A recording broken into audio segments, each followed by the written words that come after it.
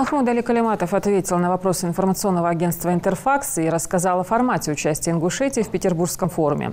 Это дает региону возможность налаживать деловые контакты. Ведутся переговоры с потенциальным инвестором для реанимации комбината детского питания. По итогам переговоров будут заключены соглашения с инвесторами по реанимации предприятия. Одним из потенциальных инвесторов является Центр стратегических разработок на транспорте.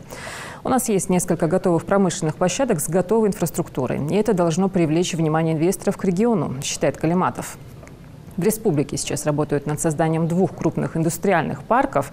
Это Джейрах и Магаз. Инвестиционный климат у нас хороший. К нам зашли инвесторы, которые у нас уже запустили швейную фабрику на 1200-300 рабочих мест. На сегодняшний день она где-то около 300 рабочих там. И мы, там первый заказ у нас до 1,5 миллиарда есть. Нам заказ сделали, то есть на швейную фабрику. Униформу для нефтяников. Вот. И второе производство, это турки зашли, турецкая фирма. Это обувная фабрика. Мы ее тоже запустили. Там до 6 тысяч можно шить обуви в сутки. На сегодняшний день там около 200-250 рабочих, а так полагается 500-600 рабочих мест. То есть это инвестиции, вложения. И работаем мы, конечно, корпорация раньше Кавказа, а сейчас Кавказ РФ. Вот. И совместно государственного и бизнеса проекты достаточно у нас. Сейчас у нас зашли инвестор. Это очистные сооружения. Они актуальны, потому что у нас частный сектор, там, считайте, 80%. Естественно,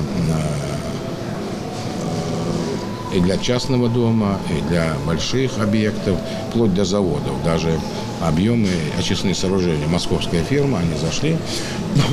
На сегодняшний день они начали уже работать, цех один, а к концу года уже будет завод по производству очистных сооружений для любых, так сказать, объектов.